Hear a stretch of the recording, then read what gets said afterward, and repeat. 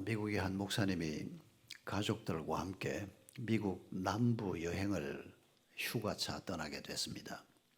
이분이 이곳저곳을 다니는 중에 시골에 있는 조그마한 한 식당을 들르게 됐습니다.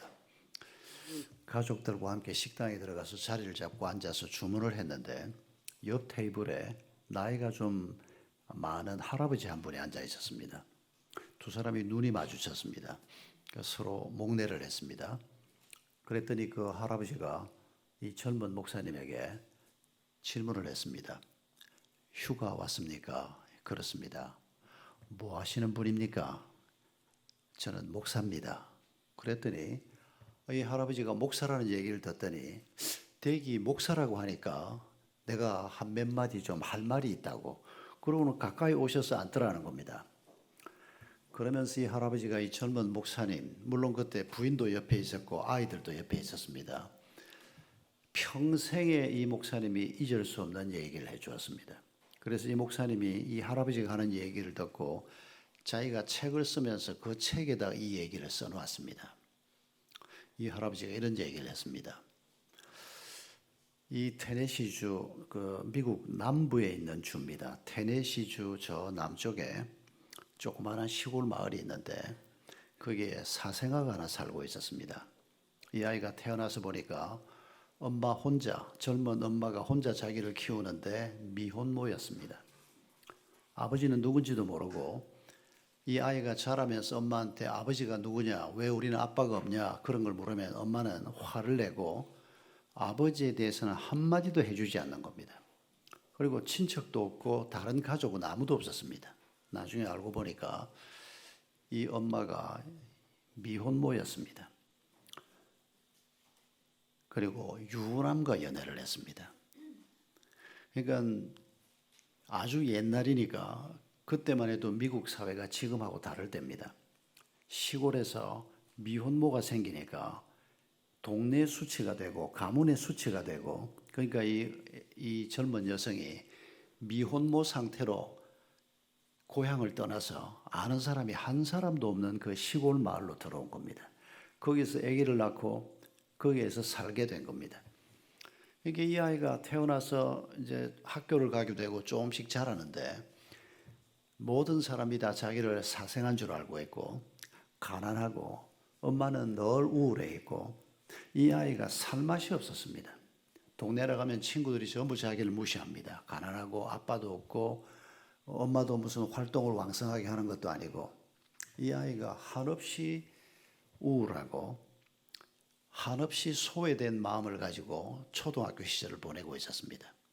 그런데 그 동네에 조그마한 교회가 하나 있었는데 학교 아이들이 뭐라고 얘기를 하는 거 하니까 목사님이 새로 왔다는 겁니다. 그리고 목사님이 참 좋은 분이 왔다는 겁니다. 이 아이가 교회 가고 싶은 마음이 생겼습니다. 그 무렵, 그러니까 이건 벌써 한 100년쯤 전 얘기입니다. 그 무렵 미국 시골에서는 아이들이 부모하고 함께 다 교회를 갑니다. 그런데 엄마가 교회를 가지 않는 겁니다. 그런데 이 아이가 너무 힘들고 외롭던 차에 친구들 얘기를 들으면서 나도 교회를 한번 가보면 좋겠다.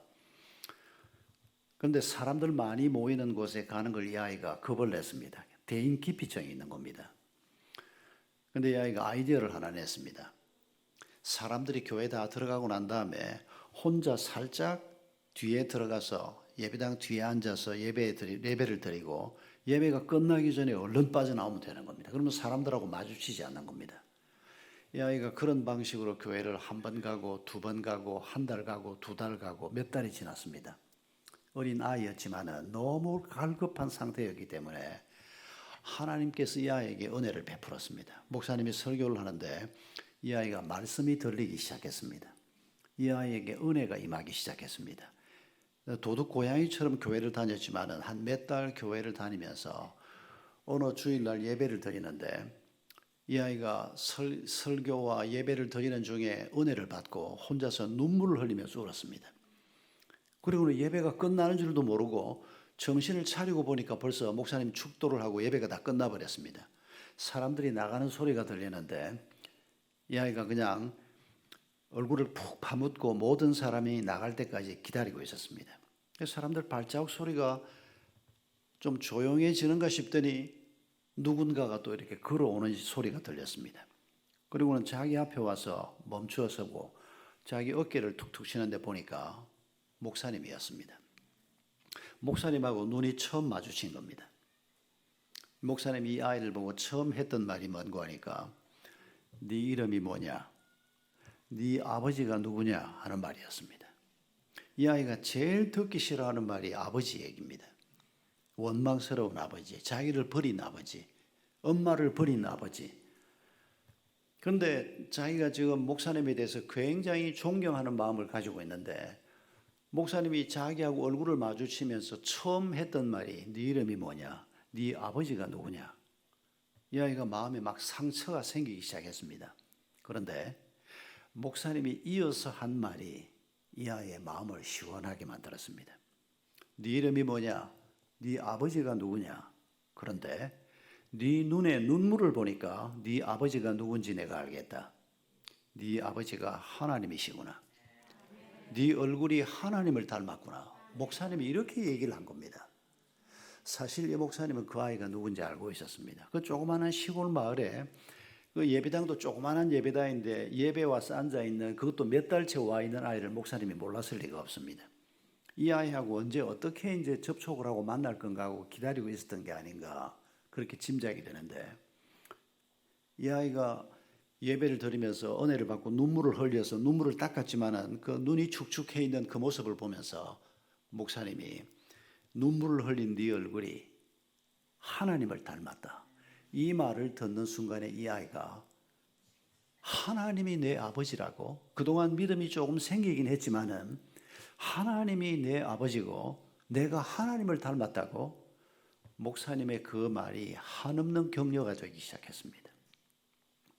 이 아이가 그날이 자기 인생의 중요한 전기가 됐다고 고백을 하는 겁니다. 그러면서 이 아이가 아버지가 있든 없든 하나님이 내 아버지라면 내가 지금까지 살아왔던 이 우울함을 다 떨쳐버리고 새롭게 살아봐야 되겠다. 이런 믿음을 가지게 되고 그리고 이 아이가 그 이후에 그리스도인의 삶을 살았다는 겁니다. 이 할아버지가 이 얘기를 하면서 그 젊은 목사에게 이렇게 얘기했습니다. 그 사생아가 바로 나랍니다. 그러면서 목사님한테 하는 말이 대기 목사라니까 하는 얘기인데 대기 목사라면 사람을 살리는 설교를 해 주십시오. 대기 목사라면 사람을 살리는 교회를 세워 주십시오. 이런 대화를 나누고 음식이 나왔습니다. 식사 잘 하십시오. 그러고 이 할아버지가 나가버렸습니다. 이 목사님은 완전히 망치로 한 대 맞은 기분이었습니다. 아니, 동네에 그냥 지나가다가 들어간 식당에서 이런 엄청난 얘기를 들을 줄 몰랐죠. 자기가 사생아라는 얘기를 누가 하고 싶어 하겠습니까? 그런데도 이 노인이 사생아라는 얘기까지 해가면서 이 목사님이 평생 잊을 수 없는 교회에 관한 얘기를 들려준 겁니다. 식당 일하는 분한테 방금 나가신 그분을 아냐? 알고 말고요. 그분이 누구냐? 그러니까 테네시 주지사를 2번 지낸 벤 후퍼십니다. 그러더라는 겁니다. 제가 이분 얘기를 듣고 난 다음에 이분에 관해서 인터넷에서 찾아보니까 이분이 나중에 아버지를 만납니다. 아버지가 유부남이었는데 이 아이와 엄마를 버렸다가 나중에 이 아이를 찾게 되고 그리고 아버지가 이 아이를 양육하면서 이제 제대로 교육도 받고 나중에 주지사까지 지내는 지도자가 되는데 여러분 중요한 것은 이분이 자기 경험을 통해서 그 사생아였고 가난했고 우울했고 아무것도 없는 절망이 가득했던 그런 삶에서 하나님의 말씀을 통해서 그리고 교회 공동체를 통해서 하나님을 만나게 되고 어둠에서 빛으로 걸어 나오는 그리고 새로운 삶을 시작하는 이런 경험을 했던 얘기를 젊은 목사에게 들려주면서 교회가 뭔지를 우리에게 설명하고 있는 겁니다. 여러분에게 교회는 무엇입니까? 예수님께서 빌립보 가이사라라고 하는 도시에 들어가서 이 빌립보 가이사라는 갈릴리 위쪽에 있습니다. 헐몬산 기슭에 있는 도시인데 지금 현재 발굴이 한참 진행이 되고 있습니다. 옛날 도시들은 전부 땅속에 묻힙니다. 이것도 땅속에 있는데 지금 한참 발굴을 하고 있는데 앞으로 이 도시가 어떤 도시인지 좀 더 많은 자료들이 나올 겁니다. 그런데 예수님이 마지막으로 예루살렘으로 떠나는 여행을 하신 겁니다. 갈릴리 근처에서 예수님이 활동을 했지 않습니까? 예수님이 북쪽 사람입니다. 거기에서 활동을 하시다가 이제 마지막으로 예루살렘 내려가서 십자가에 달려 죽으시는 이 여행을 시작하면서 북쪽으로 올라가신 겁니다. 그리고 빌립보 가이사라에 올라가시고 변화산에 가시고 그 몇 가지 일을 하시면서 그 위쪽에 한두 주 머물렀다가 그리고 예루살렘으로 내려가셔서 십자가에 달려 죽으시는 겁니다. 그런데 이 빌립보 가이사라에서 하신 일이 뭐가 있느냐? 아무것도 없습니다. 딱 하나 기록되어 있습니다. 그 도시에 들어가서 내가 내 교회를 세우겠다 이 선포하셨습니다. 왜 그게 하필 빌립보 가이사라일까?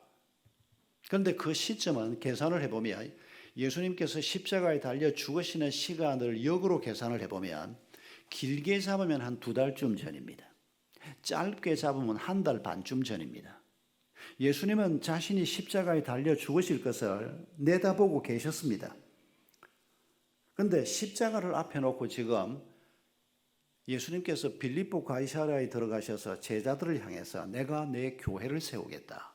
그 교회라고 하는 단어가 에클레시아라고 하는 단어입니다. 에클레시아는 잊어버려도 괜찮습니다. 그러나 교회라고 하는 단어가 가지고 있는 의미는 우리가 기억해야 합니다. 이 에클레시아를 번역을 할 때 우리 한국말 조선 그때는 조선이었습니다. 조선말로 번역을 할 때 일본에서 번역이 이루어지고 만주에서 번역이 이루어졌습니다. 이수정 선생은 일본에서 번역을 마가복음 번역을 시작하고 중국 만주 심양에서는 존 로스, 존 맥킨타이어 이런 영국 선교사들이 조선 청년들의 도움을 받아서 성경을 번역했습니다. 그리고 심양에서 먼저 번역이 이루어지면서 쪽복음이 나오기 시작했습니다. 신약이 번역이 된 겁니다. 그때 이걸 조선말로 번역을 할 때 에클레시아라고 하는 단어를 가르칠 교자 모일 회자 교회로 번역을 했습니다. 사실은 중국 성경, 일본 성경이 이미 그렇게 번역을 해놓고 있었기 때문에 아마 별로 고민하지 않고 교회라고 번역을 했을 겁니다. 그런데 여러분 에클레시아라고 하는 단어는 에클레시아 두 단어의 합성어입니다. 에클레시아는 잊어버려도 괜찮습니다. 의미는 꼭 기억하십시오. 에크가 뭔고 하니까 뭐뭐로부터라고 하는 단어입니다. 레시아라고 하는 단어는 불러냄을 받은 사람이라고 하는 뜻입니다.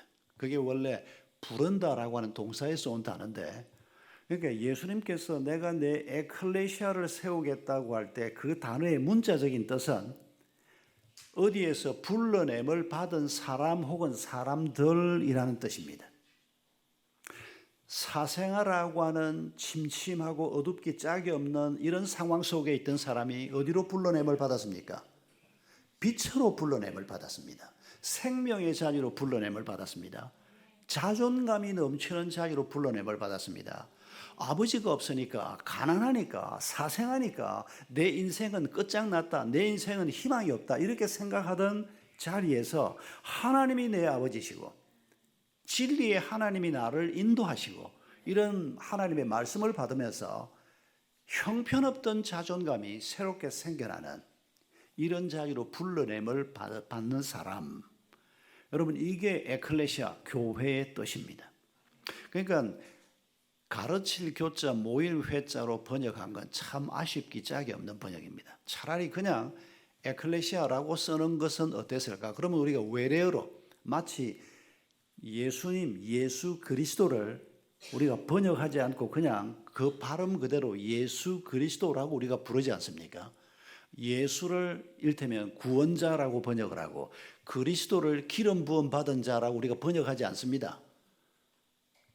근데 예수 그리스도의 의미는 그런 거다라고 설명을 해서 우리가 예수 그리스도의 뜻을 아는데 에클레시아도 참 아쉬운 번역입니다. 그러나 의미만 우리가 바르게 알고 있으면 됩니다. 예수님께서 제자들에게 물으셨습니다. 세상 사람들이 나를 뭐라고 하냐? 벌써 예수님이 3년 동안 활동을 했기 때문에 예수님은 팔레스틴 땅에서 가장 유명한 스타 중에 한 사람이었습니다. 총독보다 더 유명하고 이 이스라엘 사람들에게는 이분이 메시아라고 한다. 아니다. 메시아가 아니다. 이런 논쟁의 중심에 서 있는 분입니다. 모든 유대인들이 메시아를 기다리고 있었기 때문입니다. 그래서 예수님이 예루살렘에 나중에 들어갈 때 사람들이 호산나를 외치면서 예수님을 환영하지 않습니까? 수많은 사람들이 이분이 우리가 기다리고 있는 메시아다라고 하는 기대를 가지고 예수님을 그렇게 환영을 했던 겁니다. 그리고 나중에 그 사람들 중에 많은 사람들이 예수님을 십자가에 매달으라고 외칩니다. 왜 그런 외침이 나옵니까? 예수님이 자기들의 경제 문제를 해결해 줄 분이라고 생각을 했고, 예수님이 자기들에게 로마로부터의 독립을 만들어 줄 이런 메시아라고 생각을 했는데, 하는 거 보니까 아무 희망이 없습니다. 군대를 만드는 것도 아니고, 다윗처럼 전쟁을 벌이는 것도 아니고, 그 전쟁에서 이기는 것도 아니고, 로마하고 싸울 의지도 없고, 경제 문제를 해결해 줄 의지도 없고, 그저 기적을 베풀어서 사람을 좀 먹이는가 했는데, 그러면 계속해서 기적을 베풀고 계속 먹는 문제를 좀 해결을 해 주는 게 아니고, 그래 놓고는 더 이상 떡을 주는 게 아니고 내 살과 피를 먹고 마셔라, 이런 이상한 얘기는 하고 있고, 사람들이 이 예수님을 잘 이해를 못하니까, 내가 기대했던 메시아가 아니니까 사람들이 어떤 반응을 보입니까? 저 인간은 필요 없는 인간이다. 예수님을 공격하기 시작하고, 그러면서 결국 예수님이 십자가의 길을 가게 되는 겁니다. 여러분, 우리가 오늘 이 에클레시아, 교회라고 하는, 교회를 다니는 사람에게는 너무도 익숙한 단어인 것 같지만은, 그러나 또 우리가 참 잘 모르는 단어일 수 있는 교회에 관한 생각을 조금 더 자세하게 한번 해봅시다. 성경에 보면 한 5가지 정도의 교회라고 성경이 말합니다. 간단하게 지나갑니다. 첫 번째는 우리 한 사람 한 사람을 성경은 교회라고 얘기합니다. 고린도전서 3장 16절 같은 곳에 우리 몸이 성령이 거하는 전인 줄 너희가 알지 못하느냐. 성전이라고 하는 단어와 에클레시아, 교회라고 하는 단어가 같은 단어냐. 엄밀하게 말하면 조금 다른 점이 있지만은, 그러나 같다고 생각해도 과히 틀리지 않습니다. 성령이 거하면서 우리가 성전이 됩니다. 이 몸만이 아니고 우리의 삶 전체를 놓고 하는 얘기입니다. 여러분, 성령이 언제 우리 가운데 들어오십니까? 성령은 왜 오셨습니까? 성령은 예수님께서 가시고 또 다른 보혜사로 우리에게 오신 분입니다. 성령이 와서 하는 일은 뭡니까? 예수 그리스도가 누군가를 설명하는 것이 성령이 하는 일입니다. 예수님의 십자가와 예수님의 부활이 우리에게 뭘 의미하는지를 깨닫게 하고 감화시키고, 그리고 그 삶을 살도록 우리에게 능력과 지혜를 공급하시는 분이 성령님입니다. 근데 성령이 내 속에 내주하신다. 고린도전서 3장 16절에 이렇게 말하는데, 여러분 속에 성령이 계십니까? 안 계십니까? 누가 물으면 여러분 이거 제대로 답해야 됩니다. 성령이 계시다는 증거가 뭡니까? 예수 안 믿는 사람이 네 속에 하나님의 영이 있다고 증거가 뭔데? 이렇게 질문을 하면 뭐라고 답하겠습니까? 증거가 있어야 될 거 아닙니까? 성령이 안에 있으면 아침에 일어날 때마다 막 가슴이 뜨끈뜨끈한다? 뭐 이런 거라든지 하다 못해. 그런데 그런 증거가 우리에게 없지 않습니까? 성령이 내 속에 있다? 없다? 있다면 이 질문에 답해 보십시오. 성령이 왜 오셨다고요? 예수 그리스도가 누군지를 설명하기 위해서 오셨습니다. 예수 그리스도를 우리가 얘기할 때 핵심적인 예수님에 관한 설명은 십자가와 부활입니다. 그걸 우리가 복음이라고 얘기하는데, 예수님이 십자가에 달려 죽으신 것이 왜 달려 죽었다고요? 우리의 죄값을 치르기 위해서. 조금 이따가 또 한 번 설명하겠습니다. 중요하니까. 예수님이 십자가에 달려 죽으신 것은 내 죄 때문에. 며느리가 시어머니를 세례받게 하려고 시어머니한테 목사님이 예수님이 십자가에 왜 달려 죽었냐라고 물으면 내 죄 때문이라고 하십시오. 그랬더니 시어머니가 목사님 앞에 가서 뭐라 그랬다고요? 우리 며느리 죄 때문에 달려 죽었습니다. 아닙니다.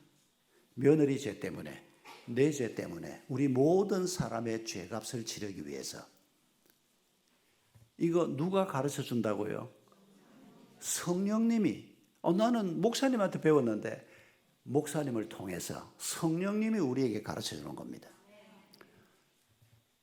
그러니까 성령님이 오셔서 이걸 가르치려고 하는데 이 가르침을 받아들이는 사람이 있으면 그 사람에게 임재하는 것입니다. 그러니까 내가 예수 그리스도께서 죽으실 때 그 죽음의 의미를 내 죄 때문에 예수님이 돌아가셨다. 그리고 그분이 사흘 만에 부활하셨고 예수님이 부활하신 것처럼 나도 죽음을 이기고 부활의 생명을 갖는다. 이걸 믿는 사람이면 성령이 내 속에 있는 겁니다. 이거 믿지 못하면 교회를 30년을 다니고 50년을 다니고 직분이 목사 장로라도 성령이 그 속에 거하지 않는 겁니다.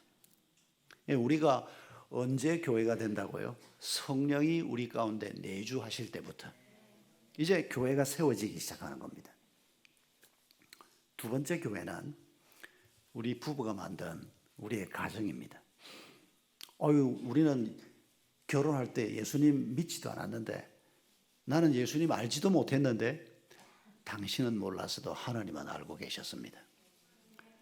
여러분 에베소 1장 4절에 하나님께서는 태양을 만들기도 전에 하늘의 별을 만들기 전에 우리를 예정하시고 우리를 선택하셨다고 얘기합니다. 내가 몰랐다고 해서 내가 하는 일이 하나님하고 상관없는 일이 되는 게 아닙니다. 내가 하나님 몰랐으니까 죄를 지어도 나는 그게 죄인 줄 모르겠다. 그게 말이 안 되는 것처럼 우리 부부는 예수도 몰랐는데 호남선 열차 안에서 만나가지고 말부지 보려고 껌 2개 사가지고 권하고 해가지고 연애가 시작이 돼서 결혼을 하고 그리고 부인이 전도를 받아서 교회를 나오고 남편도 한 1년 후에 교회를 따라 나왔는데 우리 목장에 가보니까 그런 부부가 있더라고요. 예수를 몰랐어도 하나님은 우리를 일찍부터 세상을 만들기 전에 벌써 우리 이름을 알고 계시고 우리 한 사람 한 사람을 기억하고 계셨다는 것을 잊지 마십시오. 여러분 우리가 보통 사람들이 아닙니다. 하나님이 우리를 이렇게 중요한 존재라고 말씀을 하시는 겁니다. 여러분 우리가 이렇게 일찍부터 하나님의 택함을 받은 자로서 이런 존재인 우리가 나 혼자라도 하나님의 교회로 세워지는 겁니다. 그런데 누군가를 만나서 부부가 됐을 때 당연히 단식을 하든 복식을 하건 두 사람이 됐어도 목표는 여전히 어젯밤에 우리가 생각한 것처럼 에베소 5장 26절 27절에 있는 대로 흠도 티도 없는 영광스러운 하나님의 교회로 세우려 하심이라. 여러분 모든 남편과 아내들은 반드시 기억해야 할 말입니다. 당신들 부부가 하나님의 교회가 되어야 하는 겁니다. 에클레시아가 되어야 하는 겁니다. 세 번째, 네 번째, 다섯 번째 교회는 세 번째 교회는 교회 안에 있는 구역이나 작은 소그룹입니다. 그리고 네 번째 교회는 우리 진영 중앙교회 은혜 샘물교회는 지역교회 공동체입니다. 그리고 다섯 번째 교회는 아담 하와부터 예수님 재림할 때까지 모든 그리스도인은 예수님의 한 몸을 이루는 공동체입니다. 그래서 예수님의 한 몸이 되는 이 전체 교회를 놓고 보편교회, 불가시적 교회, 눈에 보이지 않는 교회라고 표현합니다. 그러니까 이건 시대를 넘어서서 모든 교회를 그냥 한 교회라고 표현하는 겁니다. 여러분 이런 적어도 한 5가지 정도의 교회 모습을 우리가 생각하면서 여러분 하나님께서 나를 하나님의 교회로 만든다. 우리 가정을 하나님의 교회로 만든다. 여러분 여기에 우리가 중요하게 하나 기억해야 할 단어가 있습니다.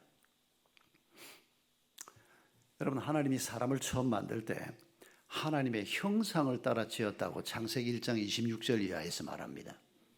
이 형상이란 단어도 여러분 우리가 좀 잘 기억할 필요가 있습니다.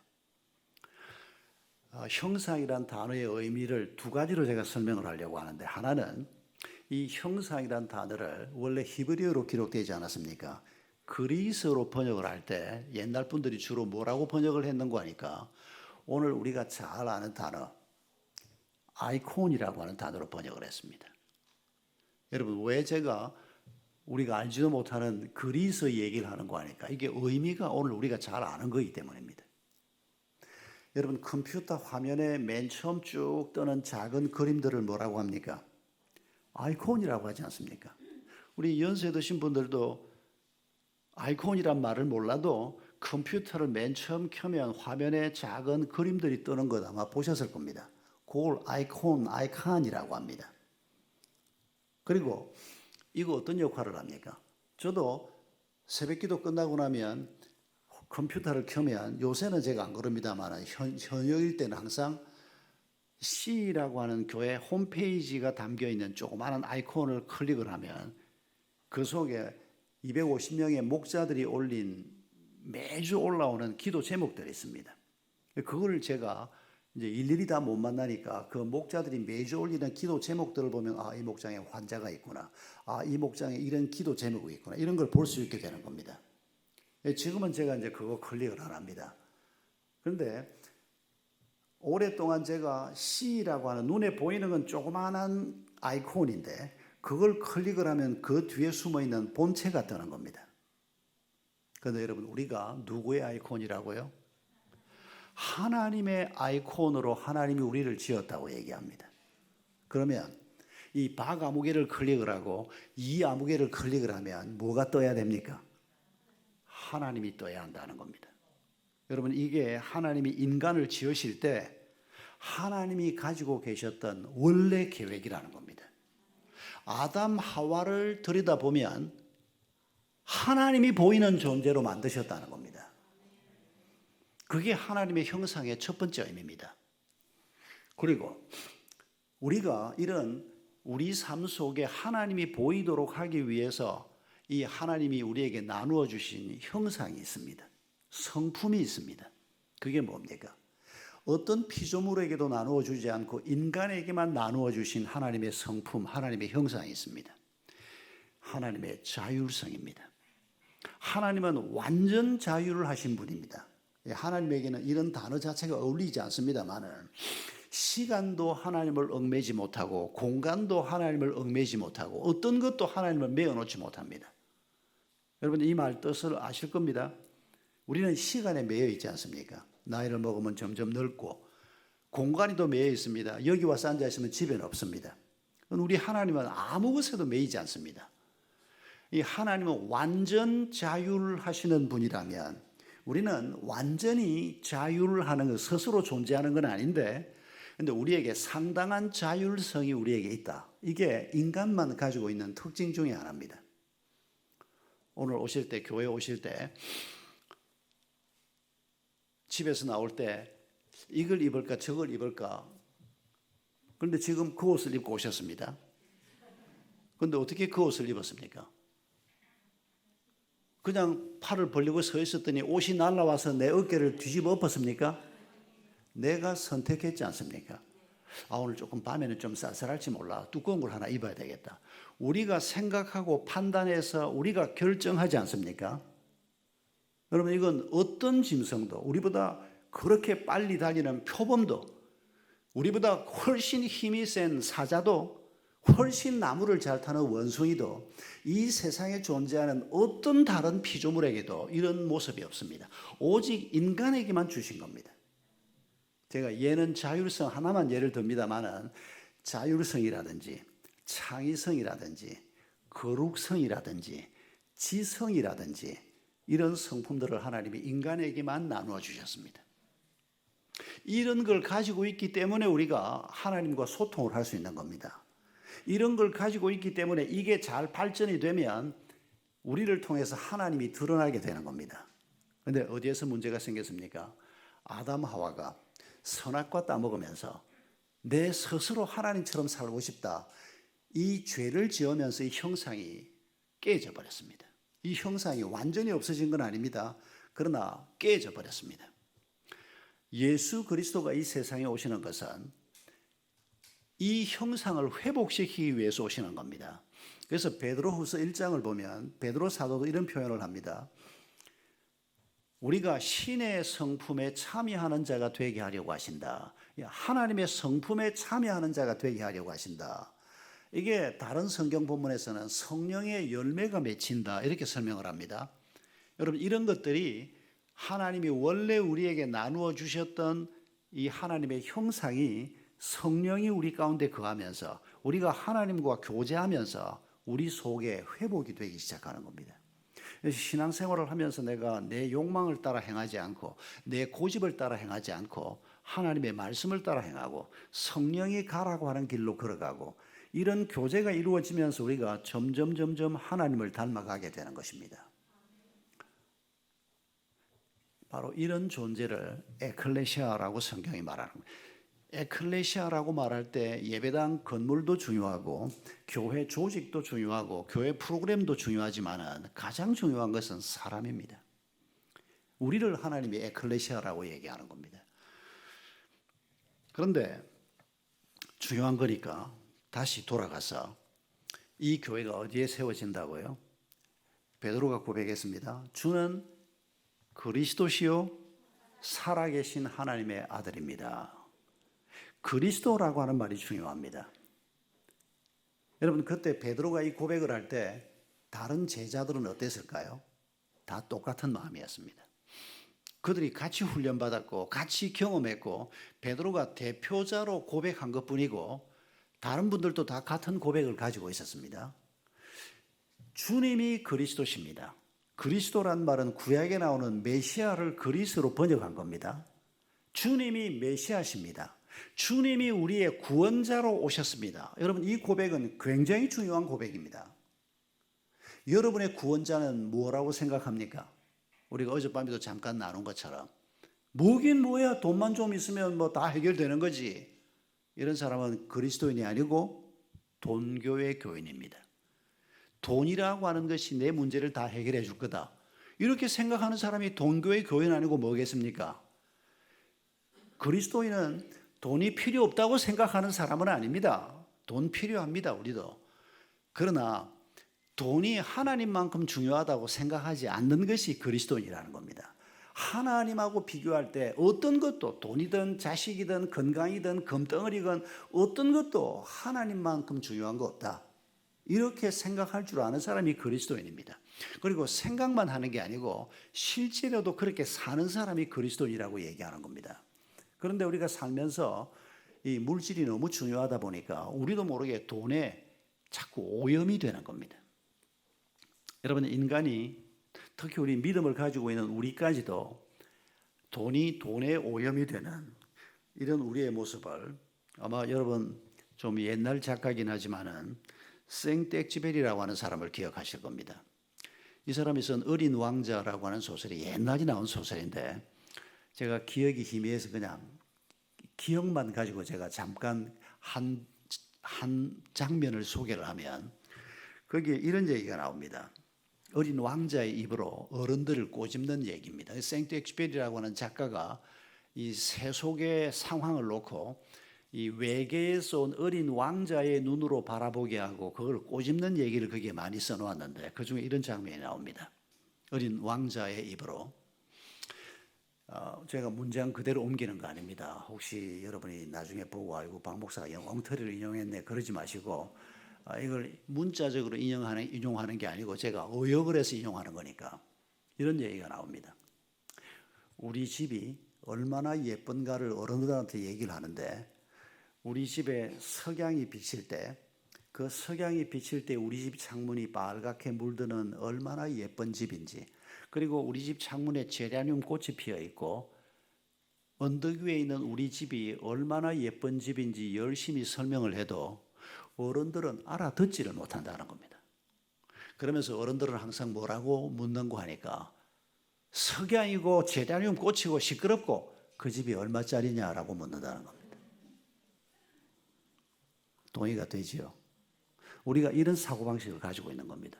이건 너나 할 것 없이 나이를 먹으면서 돈이 무서운 걸 아니까 너나 할 것 없이 이렇게 돈에 오염이 돼 가는데 우리가 그걸 깨닫지 못하고 사는 겁니다. 그리고 뭐 돈이면 다 되지 뭐 하나님이 돈만 주시면 되는데 이렇게 자기가 생각하고 살면서도 돈과 하나님을 동시에 섬기는 혼합주의자가 바로 나라는 것을 깨닫지 못하고 사는 경우가 너무 많습니다. 여러분, 하나님은 돈하고 하나님을 같은 자리에 놓는 걸 하나님은 원하지 않습니다. 그게 바로 우상숭배입니다. 이건 마치 무엇과 같은 거 하니까 부부가 서로 살면서 내가 어떻게 한 사람만 평생 사랑하고 살겠냐. 내가 당신하고 같이 결혼 생활을 하겠지만은 그래도 가끔씩 눈이 돌아가서 다른 남자를 사랑하고 다른 여자를 사랑해도 당신이 이해해야 된다. 세상에는 지금 이런 논리를 가지고 사는 사람들이 많이 있습니다. 그런데 성경은 뭐라고 얘기합니까? 그걸 바로 간음이라고 얘기합니다. 그건 하나님 나라에 들어오지 못할 죄라고 얘기합니다. 여러분, 부부 사이에 이런 일이 있어서는 안 되지 않습니까? 그런데 하나님을 놓고 내가 하나님도 섬기고 돈도 섬기겠다. 여러분, 이건 하나님 나라를 유업으로 받을 수 없는 우상 숭배라는 것을 기억해야 합니다. 그래서 우리가 늘 우리 자신을 살펴야 하는 겁니다. 내가 하나님을 혹시 좀 소홀히 하는 거 아닌가? 내가 혹시 우리 아이를 하나님만큼 섬기는 거 아닌가? 내가 내 건강을 하나님보다 더 중요하게 생각하는 거 아닌가? 늘 우리가 살펴야 하는 겁니다. 여러분, 우리가 세상을 살면서 돈만 있으면 인생의 문제가 해결돼. 세상 사람들 대부분은 지금 그렇게 생각합니다. 돈이 구원자인 것처럼 생각합니다. 그런데 그리스도인은 돈 가지고 인생의 문제가 다 해결되지 않는다는 것을 아는 사람들입니다. 돈이 필요하지만은 여러분, 돈은 밥을 사줄 수는 있어도 돈이 입맛을 사주진 않습니다. 돈이 침대를 사줄 수는 있어도 돈이 잠을 사주진 않습니다. 그리스도인은 돈의 한계를 아는 사람입니다. 그래서 돈이 있어야 하지만 돈보다 더 중요한 뭔가가 있어야 한다는 것을 아는 사람입니다. 돈보다 더 중요한 게 뭔가? 인간이 돈이 없어서 불행한 게 아니라는 걸 아는 겁니다. 돈이 있어야 합니다. 여러분, 우리가 돈의 가치를 절대 과소평가하면 안 됩니다. 그러나 돈 있는 사람들이라고 해서 행복하게 삽니까? 어디에? 여러분, 주변을 둘러보십시오. 여러분, 인간이 불행해지는 가장 근본적인 이유가 뭔가를 보십시오. 돈도 있어야 하고 건강도 있어야 하고 뭣도 있고 뭣도 있어야 하지만은 가장 중요한 건 뭔가 하니까 여러분, 한 2, 3년 전에 하버드 대학에서 75년 동안 연구한 프로젝트 하나를 발표를 했습니다. 75년 전에, 그러니까 1930년대입니다. 75년 전에 10대 700명의 미국 10대 아이들을 대상으로 연구를 시작했습니다. 75년 동안 이 아이들이 80 몇 세가 되고 그리고 지금은 이제 90세가 넘는 사람도 생겼는데 이 아이들을 대상으로 해서 이 사람들이 10대일 때 그리고 이제 20대가 됐을 때 그리고 결혼하고 아이를 낳고 나이를 먹어가면서 병이 들었을 때 파산을 했을 때 그 사람들이 인생에서 경험하는 여러 가지 경험을 추적을 하는 겁니다. 75년 동안 700명을 추적을 한 겁니다. 엄청난 프로젝트입니다. 연구팀이 계속 바뀌면서도 연구 주제는 바꾸지 않고 계속 그 사람들을 추적을 하면서 이 사람들이 연구한 게 뭔고 하니까 이 사람들이 언제 행복했냐는 겁니다. 이론을 가지고 연구를 한 게 아니고 실제로 그 사람이 살아가면서 이 사람이 암에 걸렸을 때도 행복을 느꼈냐, 이 사람이 살아오면서 무엇 때문에 행복했냐, 이걸 700명을 놓고 연구를 계속한 겁니다. 그 결론을 얼마 전에 발표를 했습니다. 아마 여러분 그 유튜브에 들어가서 검색을 하면 쉽게 발견할 수 있습니다. 제가 검색을 할 때 하버드 대학 행복 프로젝트 그렇게 쳤던 것 같습니다. 우리 한국말로 더빙이 돼서 다 나옵니다. 궁금하지 않습니까, 여러분? 미국 사람, 한국 사람 다르지 않습니다. 결론이 뭘까요? 물론 이 사람들이 돈을 많이 벌었을 때 행복하다. 그거 그렇게 잘못된 거 아닙니다. 그런데 이 연구에서 이 사람들이 발견한 건 뭔고 하니까 이 사람들이 행복을 느꼈던 가장 중요한 것은 관계라고 얘기합니다. 인간관계라고 얘기합니다. 가장 중요한 건 부부관계입니다. 그리고 가족관계입니다. 그리고 가까운 사람들과의 관계입니다. 그러니까 우리가 제일 중요한 부부, 가족, 부모, 자식, 친구, 교회 식구들, 직장 동료들, 은퇴하고 난 다음에도 또 뭐 친구들. 그러니까 우리가 적어도 평범한 사람도 주변에 한 4, 50명 정도 우리가 아는 사람들이 있습니다. 꽤 가까이 지내는 사람들이. 이 사람들과 좋은 관계를 맺고 살았던 사람들이 행복하더라는 겁니다. 암에 걸리고 뭐 파산을 했을 때도 그러면 자살을 하고 싶고 죽고 싶은 마음밖에 안 드는데도 부부 관계가 좋은 사람, 가족 관계가 좋은 사람들은 노끈하게 그런 어려운 상황을 이겨내더라는 겁니다. 좋은 일이 생겼을 때 관계가 나빠가지고 뭐 부인도 옆에 없고 자식도 옆에 없는 사람은 좋은 일이 생겨도 나눌 사람이 없습니다. 그러니까 오히려 더 쓸쓸해집니다. 자랑할 데가 없으니까. 근데 좋은 관계를 맺고 산 사람들은 좋은 일이 생기면 이게 몇 배로 늘어납니다. 얘들아 이런 일이 생겼다. 여보 이런 일이 생겨서 함께 기뻐해 줄 사람들이 있는 겁니다.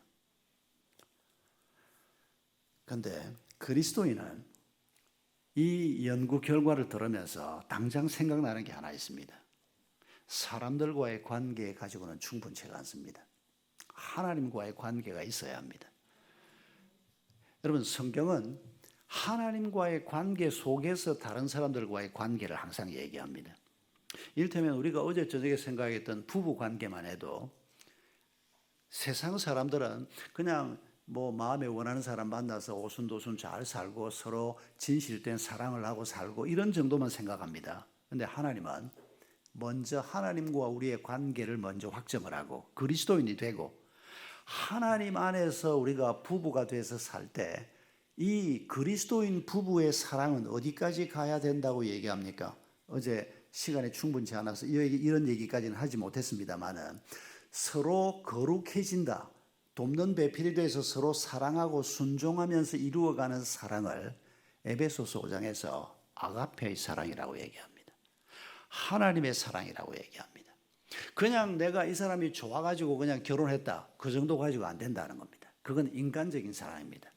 그 사랑을 가지고 하나님의 사랑까지 자라가는 하나님과의 관계 안에서 부부 관계가 이만큼 성숙한 관계가 되는 것을 성경이 가르치고 있습니다. 다른 사람들과의 관계도 마찬가지입니다. 꼴도 배기 싫고 내가 총이 있으면 쏘아 죽이고 싶은 원수라고 하더라도 하나님과의 관계 안에 있는 사람들은 그 원수와 어떤 관계로 변할 수 있다고요? 사랑하는 관계로 변할 수 있다고 하나님이 약속하셨습니다. 이걸 믿는 사람은 그리스도인이고 이걸 믿지 않는 사람은 그리스도인이라고 말할 수가 없습니다. 그러니까 여러분 우리가 예수가 그리스도십니다라고 하는 말을 우리가 지금 생각하는 건데 전제가 뭔고 하니까 예수님이 구원해 주셔야 합니다라고 하는 이 말의 전제가 돈 있으면 된다고 생각하면 예수가 뭐 필요합니까? 돈이 있으면 되지. 건강이 가장 중요하다고 생각하면 예수가 뭐 필요합니까? 좋은 의사 만나면 되지. 여러분 인간이 불행해지는 가장 중요한 이유는 죄 때문입니다. 하나님과의 관계가 깨져 있기 때문입니다. 이걸 성경은 죄라고 얘기합니다. 그러니까 하나님과의 관계가 다시 회복되지 않으면 아무리 돈을 벌어도 아무리 좋은 사람 만나서 결혼 생활을 해도 아무리 자식들이 잘 사는 것 같아도 하나님과의 관계가 깨져 있으면 절대로 인간은 행복할 수가 없는 겁니다. 예수 그리스도 오신 이유가 바로 여기에 있습니다. 예수님이 십자가에 달려 죽으셨는데 그게 우리의 죄값 때문이다. 여러분 이 말의 의미가 왜 중요한가? 하나님과 우리의 관계가 회복되게 우리의 죄를 씻는 역할을 예수님이 하신다는 겁니다. 이거 우리에게 없으면 우리에게는 항상 불안하고 두렵고 초조하고 내일에 대한 두려움 때문에 아무리 돈이 있고 아무리 세상에서 성공을 했다고 해도 인간은 절대 행복할 수 없기 때문에 먼저 하나님과의 관계 회복이 중요하다는 겁니다. 그래서 예수 그리스도의 십자가를 믿는다는 말이 예수님이 십자가에 비참하게 달려 죽어 있는 그 모습을 볼 때 여러분 그게 뭘 의미하는 겁니까? 버트란드 러셀 같은 사람은 여호와라고 하는 아버지 신이 아들 예수를 그렇게 잔인하게 죽이는데 자기가 성경을 읽어보고 하는 얘기입니다. 그렇게 잔인하게 아들을 죽이는데 나는 아들을 이렇게 잔인하게 죽이는 여호와라는 신은 나는 믿지 않겠다. 버트란트 러셀이 그렇게 얘기합니다. 그 사람이 쓴 나는 왜 그리스도인이 아닌가라고 하는 책이 저희들이 대학생일 때 70년대에 나왔는데 전 세계 수십 개국으로 번역이 됐습니다. 아주 무서운 책이었습니다. 그러니까 이 사람이 철학자인데 노벨 문학상을 받은 사람입니다. 문필가로 뛰어난 당대 최고의 석학 중에 하나였는데 이런 사람이 십자가를 조목조목 비판을 하는데 그 핵심적인 표현 중에 하나가 잔인한 하나님, 아들을 십자가에 못 박아 죽이는 하나님, 나는 이런 하나님을 믿지 않겠다. 이런 논리를 가지고 설명을 하는 겁니다. 여러분, 예수님이 십자가에 달려있는 그 모습이 하나님의 잔인함을 보여주는 겁니까? 아닙니다. 예수님이 다 이루었다라고 외치지 않았습니까? 테텔레스타이라고 하는 말입니다. 여러분, 그거 다 이루었다는 의역을 한 겁니다. 테텔레스타이를 그대로 직역을 하면 내가 값을 다 치루었다라고 하는 말입니다. 그걸 다 이루었다로 번역을 했습니다. 예수님이 내가 값을 다 치루었다, 그게 무슨 말입니까? 죄값을 치루었다는 얘기입니다. 예수님 자신의 무슨 죄값 외상을 치렀다는 말이 아니고 내가 이 사람들을 위한 죄값을 내가 다 치루었다, 그 얘기를 하신 겁니다. 그러면 예수님이 십자가에 그렇게 비참하게 달려있는 그 모습은 무슨 모습입니까? 하나님의 잔혹함을 보여주는 모습이 아니고 죄의 잔혹함을 보여주는 겁니다. 하나님 없이 사는 인간, 죄 가운데 사는 인간, 자기 멋대로 사는 인간의 삶이 얼마나 참혹한가를 보여주는 게 십자가의 모습입니다. 이렇게 또 반론을 제기하는 분이 있을지 모르겠습니다. 내가 아는 친구들 중에서 예수 안 믿고 그냥 자기 마음대로 살아도 교양 있고 잘 훈련된 사람들은 부부간에 금슬도 좋고 아이도 잘 키우고 십자가의 참혹함 같은 그런 거 전혀 거리가 먼 사람 내가 얼마든지 보는데 아닙니다. 잘 못 보신 겁니다. 여러분, 출세한 사람이건 돈 있는 사람이건 한꺼풀만 벗기고 보면 그 속에 찬바람이 불고 있습니다. 돈이 절대 채워주지 못하고 출세가 절대 채워주지 못하기 때문에 찬바람이 불고 있습니다. 인생의 문제를 어떻게 해야 될지 허둥지둥하고 있는 사람들이 하나님을 알지 못하는 모든 사람들의 모습입니다. 예수 그리스도가 내 죄를 씻어준다. 내가 하나님 없이 사는 나를 하나님 안으로 나를 데리고 들어와 주신다. 여러분, 하나님을 만날 때 우리가 비로소 우리 자신들이 온전한 존재가 되는 겁니다. 여러분, 신학자들이 이런 얘기를 합니다. 사람 속에 종교의 좌소가 있다는 겁니다. 종교의 장소가 있다는 겁니다. 이건 약간 신학적인 수르긴 합니다만은 여러분, 전 세계 수많은 유적지들이 발굴이 됐는데 체육관이 없는 유적지도 있고 도서관이 없는 유적지도 있고 목욕탕이 없는 유적지도 있습니다. 그런데 모든 인류의 고대 유적지에 동일하게 어떤 유적지에도 빠지지 않았던 게 하나 있습니다. 그게 뭘까요? 신전입니다. 어느 지역에서 어느 시대에 살았든지 간에 모든 인간의 유적지에는 신전이 나옵니다. 어떤 초월적인 존재에 대한 인간의 갈망이 있다는 겁니다. 여러분, 사람의 마음속에는 원래 우리가 하나님의 형상으로 지음을 받았기 때문에, 그런데 이 하나님의 형상이 하나님을 떠나면서 파괴가 됐는데 이 우리 속에 있는, 이게 우리의 육체 속이 아니고 우리의 영혼 속에 있는 이 하나님의 형상이 있던 자리는 돈으로도 채워지지 않고 교양으로도 채워지지 않고 출세에도 채워지지 않고 어떤 걸로도 채워지지 않고 오직 하나님으로만 채워지는 이런 자리가 있다는 겁니다. 이걸 학자들이 종교의 좌소라고 부릅니다. The place of religion이라고 표현을 하는데 그렇게 어렵게 말 안 해도 됩니다. 하나님이 들어오셔야 그 자리가 채워지고 예수 그리스도가 들어오셔야 그 자리가 채워지고 그제서야 인간이 비로소 만족할 수 있고 안정할 수 있고, 그걸 우리가 구원이라고 얘기하는 겁니다. 그러니까 베드로가 지금 예수님에게 주님이 그리스도십니다, 이 고백은 우리가 돈도 필요하고 건강도 필요하고 결혼도 필요하고 집도 필요하고 필요한 거 많지만은 그게 우리의 문제의 전부가 아니고 우리의 죄를 해결해 주실 분, 예, 하나님께서 오래전부터 보내겠다고 약속하신 모세와 같은 선지자, 그분이 바로 예수님 선생님이십니다. 당신이십니다. 내가 당신을 하나님의 아들로 믿습니다 라고 하는 신앙 고백, 이 고백 위에 하나님의 교회를 세우겠다고 말하는 겁니다. 이 고백을 우리가 가지고 있으면 성령이 우리 안에 거하시는 게 틀림없습니다. 그리고 이제 이런 고백을 가지고 있으면 이제 교회가 이제 세워지기 시작하는 겁니다. 이제 그 다음 단계가 뭡니까? 성령께서 우리를 가르치는 대로 길을 걸어가는 겁니다. 성경이 말씀하지 않습니까? 성령이 우리에게 이런 걸 가르친다. 이걸 잘 분별하는 게 중요합니다. 신앙생활을 하면서도 분별이 잘 안 되면 엉뚱한 짓을 우리가 할 수 있는데 그래도 걱정할 것 없습니다. 잘못 우리가 행하면 항상 회개하고 돌아오면 됩니다. 하나님께서 항상 우리가 돌아올 수 있도록 길을 예비했지 않습니까? 여러분, 오늘 본문에서 우리가 한 가지 더 생각할 것은, 오늘 본문에 보면 바로 우리에게 교회에 주는 두 가지 약속이 있습니다.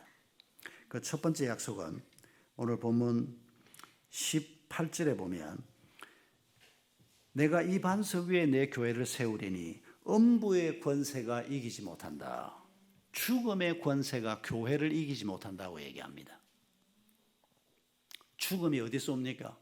죄의 결과입니다. 하나님과 떨어져 있으면 이게 바로 죽음의 상태입니다.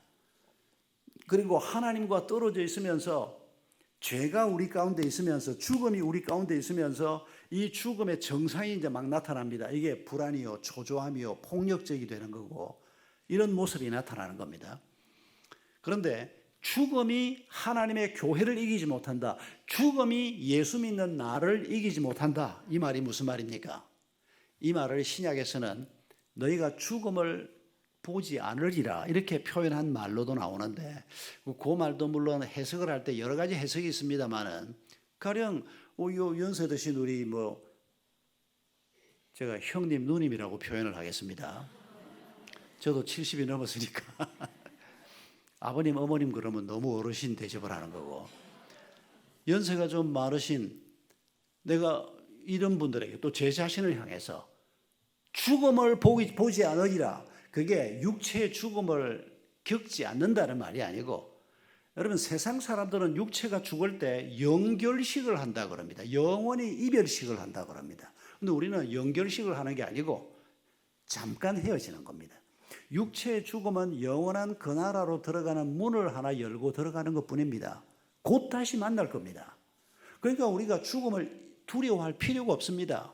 오히려 내가 죽고 난 다음에 어떤 세상이 펼쳐질 것인가 기대하는 마음을 우리가 갖는 겁니다.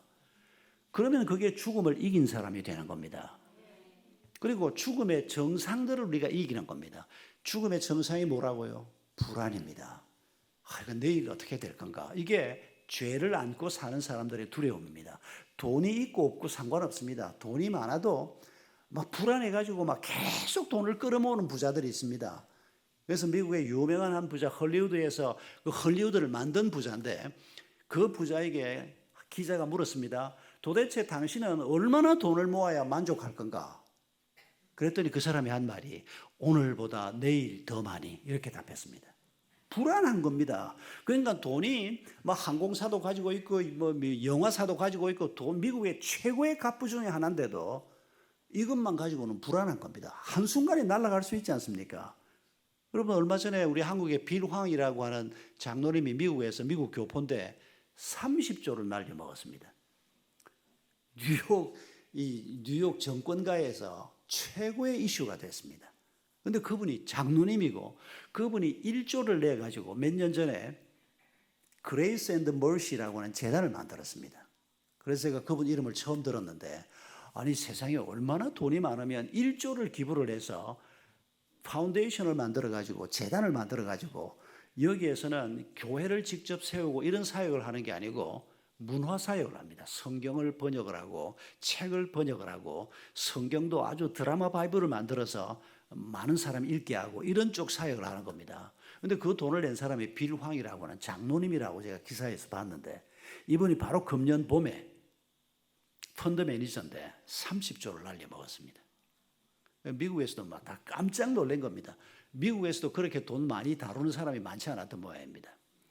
그런데 감사하게도 그분은 장로님이시고, 그분이 지금 낸 1조를 가지고 지금 저는 중국에 뭐 성경 그 중국말로 그 드라마 바이블을 만들어서 중국 사람 듣게 하고, 중국으로 팀 켈러나 뭐 존 스타터나 이런 분들 책을 중국으로 번역해서 이제 집어넣는 일을 그 재단하고 지금 같이 하고 있는데, 여러분 1조라는 돈이 보통 돈입니까? 그런데 그분이 30조를 날려 먹은 사람이라는 겁니다. 그런데도 그 장로님은 그 장로님 돈을 다 날려 먹은 게 아니고, 그 장로님한테 회사들이 펀드를 맡겼는데 그런 펀드를 다 합하니까 금년에 한 30조가 날라갔다, 이런 기사였습니다. 여러분, 돈은 그렇게 쉽게 무너지기도 합니다. 30조면 얼마나 큰 돈인지 한번 상상을 해보십시오. 그러니까 부자들이 수십조를 가지고 있어도 마음이 불안한 겁니다. 이게 한순간에 날아가는 걸 아니까. 그러니까 근데 더 가져봐야 인간이 만족하는 게 아닙니다. 하나님이 우리 마음속에 들어오셔야 비로소 인간은 안정할 수 있고 신뢰할 수 있고, 그래서 예수 그리스도가 우리에게 필요한 겁니다. 그래서 그리스도가 오셔야 했던 겁니다. 베드로가 주님이 그리스도십니다, 주님이 메시아십니다 라고 하는 이 고백 속에 담겨 있는, 여러분, 이런 함의를 우리가 기억하셔야 합니다. 가끔씩 우리가 좀 지나치게 생각할 때는 뭐 예수 믿는 사람은 돈도 필요 없고 아무것도 필요 없고 뭐 예수만 있으면 된다, 이렇게 좀 과격하게 표현하는데 조심해야 합니다. 예수님이 가장 중요하고 예수만 있으면 된다는 말 자체는 맞는 말인데, 예수님이 우리에게 밥도 먹여주고 예수님이 우리에게 필요를 공급하시는 분이라는 것을 잊지 말고 너무 과격하게 가면 안 됩니다. 돈은 일만하게 뿌리다.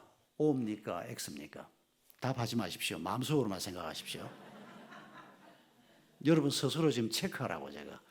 돈은 일만하게 뿌리다.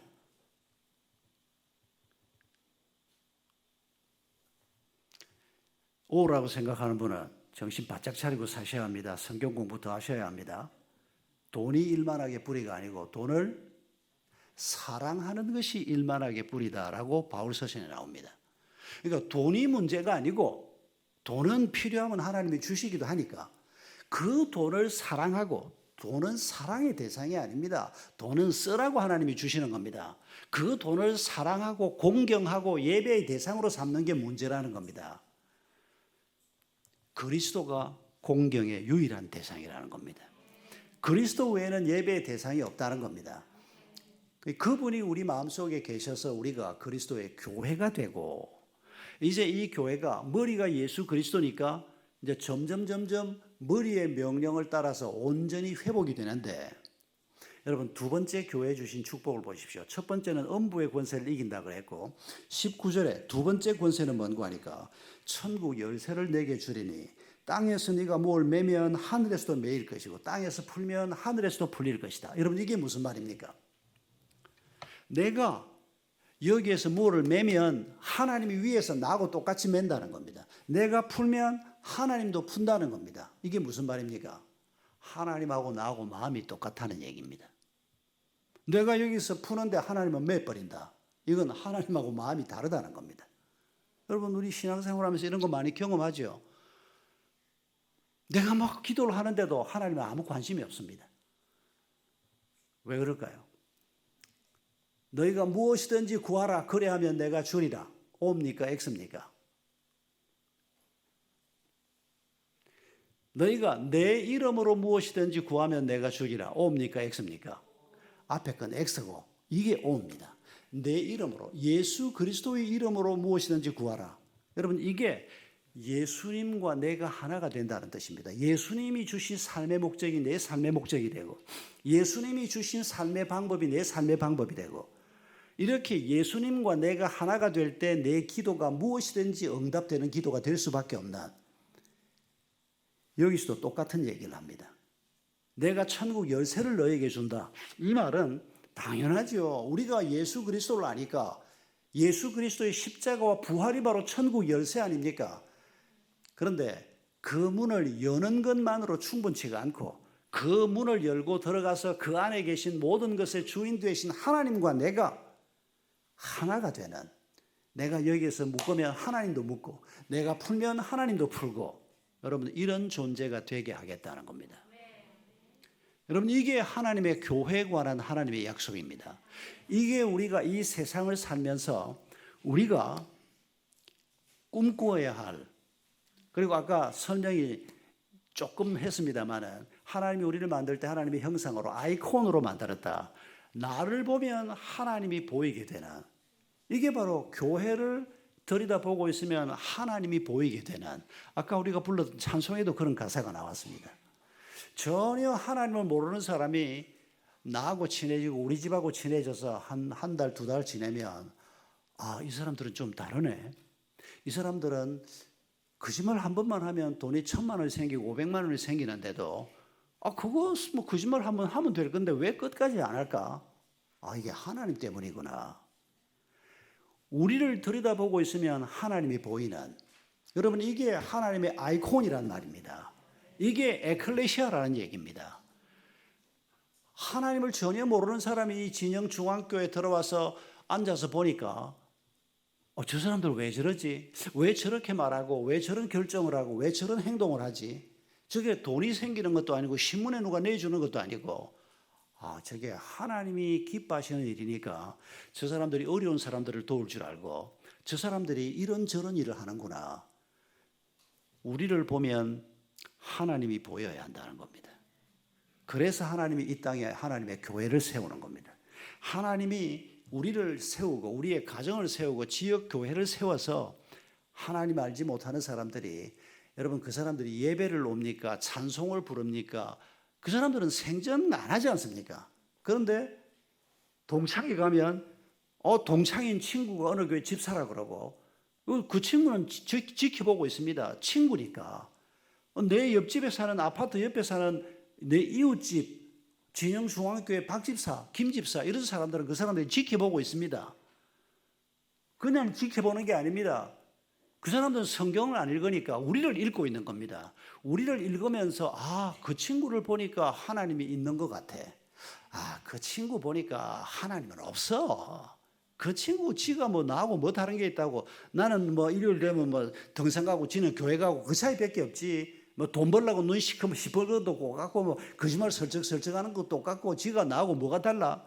이렇게 우리를 읽으면, 이렇게 교회를 읽으면 그 사람 눈에 하나님이 안 보이지 않습니까? 그러나 저 친구 왜 저래? 그렇게 술 좋아하던 친구가 왜 술을 딱 끊고? 그러니까 예수 믿고 사람이 딱 바뀌고 나니까 이 친구를 수십 년 동안 알아왔던 사람들이 저 친구 왜 저래? 그러나 이 친구를 따라서 교회를 오기 시작하는 겁니다. 세상에 어떻게 사람이 바뀌어도 저렇게 바뀔 수가 있어? 나 예수 믿어. 야, 그러면 나도 한번 교회 가보자. 이래가지고 교회를 따라오기 시작하는 사람들을 제가 지난 40년 동안 많이 봤습니다. 많이 봤습니다. 그게 바로 하나님이 우리를 하나님의 교회를 세우시는 목적이라는 겁니다. 부담이 되십니까? 이거 나를 보면 사람들이 하나님이 보여야 되고 내가 그거 잘 못하면 내가 하나님을 못 보이게 해줘야 되고 부담이 되십니까? 아닙니다. 여러분 부담이 된다고 생각하지 말고 이건 우리 힘으로 할 수 없는 일입니다. 부담으로 느끼지 말고 하나님이 나를 이렇게 굉장한 자리로 불러다 오셨구나. 영광으로 여기시는 것이 바른 태도입니다. 뭐 우리가 막 애를 쓴다고 해서 나를 통해서 하나님이 드러나는 게 아닙니다. 우리는 그저 하나님의 말씀을 듣고 그 말씀의 길을 걸어가려고 성령의 도움을 구하면서 애쓰는 것뿐입니다. 여러분 우리가 하나님의 말씀을 듣고 애를 쓰는 건 하나님께 복을 받기 위해서입니까? 아닙니다. 하나님의 복은 우리가 예수를 믿을 때 이미 우리의 것입니다. 우리가 시원찮은 짓을 해도 하나님이 우리를 자식이라고 이미 받았기 때문에 자식이 성적 빵점 받아온다고 호적에서 파는 부모가 있습니까? 있다면 그 부모가 미친 부모지. 뭐 좀 시원찮아도 내 자식이고 정상적인 부모라면 자식에 대해서 그런 태도를 갖지 않습니까? 우리는 하나님의 자녀가 되는 그때 예수 그리스도의 십자가와 부활을 믿고 그분이 메시아이심을 믿고 하나님의 자녀가 된 그때부터 하나님의 모든 좋은 것은 우리의 것입니다. 그러니까 하나님께 복을 더 받기 위해서 내가 말씀에 더 순종해야지. 아닙니다. 그럴 필요 없습니다. 이미 복은 당신의 것입니다. 이제 우리가 하나님의 말씀에 순종해야 되겠다고 생각하는 중요한 이유는 이 자격 없는 나를 하나님이 자녀로 삼으시고 교회로 삼으시고 그리고 나를 통해서 하나님이 드러나게 하려고 하는데 내가 이거 이루어내야지. 하나님이 베풀어 주신 이 큰 은혜를 입은 자로서 내가 이거 해야지 라고 하는 마음 때문에 우리가 이 믿음의 길을 잘 걸어갈 필요가 있는 겁니다. 염려하지 마시고 우리가 염려하고 걱정한다고 이룰 수 있는 일이 절대 아니기 때문에 그냥 즐겁게 살면 됩니다. 하나님이 주신 것들을 가지고 감사하고 기뻐하고 그리고 우리가 말씀을 들으면서 그 말씀을 따라서 실험하는 겁니다. 어떻게 하면 내가 거짓말하지 않고 살까? 어떻게 하면 욕심 부리지 않고 살까? 어떻게 하면 하나님의 마음을 기쁘게 할까? 어떻게 하면 우리 아이들과 우리 부부가 함께 이 가정을 하나님이 기뻐하는 가정으로 세워갈까? 매일 우리가 기도하고 말씀을 구하고 어떻게 하면 우리 진영중앙교회가 이 지역에서 우리를 바라보는 사람들이 하나님의 모습을 볼 수 있는 그런 하나님의 교회가 되게 할까? 등대가 되게 할까? 이런 기도를 가지고 우리가 길을 걸어가면 하나님이 지혜를 주실 겁니다. 하나님이 우리에게 아이디어를 주시고 필요하면 돈도 하나님이 주실 겁니다. 저는 확신합니다. 돈 한 푼 없이 시작을 했다가 하나님 앞에 하나님께서 명하신 일을 하면서 하나님이 돈을 공급하는 것을 그동안에 많이 경험했습니다. 그래서 저희 교회는 제가 같이 섬겼던 장로님들은 뭐 예를 들어서 우리가 이번에 중학교를 하나 세워야 됩니다. 그런 프로젝트를 얘기할 때 무슨 돈을 가지고 합니까? 우리 교회가 조그만한데 돈이 없는데 그런 얘기 우리가 안 합니다. 우리가 항상 우선에 이 일을 하나님이 원하시는지 원하지 않는지 한번 기도해 봅시다. 하나님이 원하시면 하고 하나님이 원하는 일이 아니라고 생각되면 그만둡시다. 하나님이 원하시는 일이다. 그러면 이제 그 다음에 돈 달라고 기도해 봅시다. 돈 안 주시면 안 하면 되는 거고 못 하는 거니까. 학교를 세우는데 돈이 안 듭니까? 항상 우리가 일을 그런 방식으로 했습니다. 여러분 순서가 잘 못됐습니까? 돈부터 주세요. 그러면 내가 학교를 하든지 뭐 고아원을 하든지 할게요. 여러분 그건 바른 순서가 아닙니다. 하나님께서 나에게 우리 가정에 또 우리 교회 공동체 이 지역 사회를 위해서 우리 민족을 위해서 열방을 위해서 무슨 일을 우리에게 원하시나 그걸 찾는 것이 먼저입니다. 아 우리에게 하나님께서 이 지역에 있는 노인들을 섬기라고 하는구나. 우리 당회원들 마음에 이런 마음이 있고 우리가 그것 좀 섬겨봅시다. 이런 마음이 생기면 그럼 어떻게 섬기지? 돈도 필요하고 사람도 필요하고 열심히 있는 사람도 필요하고 하나씩 하나씩 우리가 하나님의 인도를 받아가는 겁니다. 하나님의 인도하심이 중요하다고 저는 늘 생각합니다. 사람들은 저에게 당신은 뭐 교회도 뭐 개척교회를 몇 개나 하고 뭐 담임 목사가 분리교회를 몇 개나 하고 기독교 학교도 세우고 뭐 선교도 하고 뭐도 하고 그걸 다 어떻게 했냐고. 뭐 저를 보고 어떤 사람은 박 목사가 굉장히 저돌적이다 이러는 사람도 있습니다. 애들 말 맞다나 3천만의 말씀입니다.